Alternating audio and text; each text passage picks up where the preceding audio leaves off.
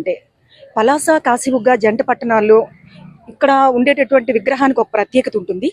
ఇక్కడ విగ్రహం అని అనడం కంటే ఒక జీవం ఉట్టిపడేటటువంటి ఒక మూర్తిగా మనం భావిస్తాం.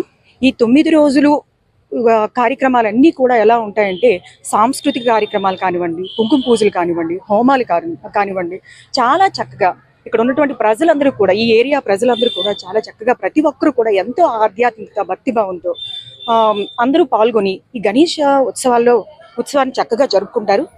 ముఖ్యంగా గణేష ఉత్సవం యొక్క ముఖ్య ఉద్దేశం ఏంటి అంటే ఇక్కడ ఉపయోగించే పత్రి కానివ్వండి, పూలు కానివ్వండి, ప్రసాదాలు కానివ్వండి, ఏదైనా సరే ప్రతి దానిలో కూడా ఒక శాస్త్రీయ దృక్పథం అనేది దాగి ఉంది.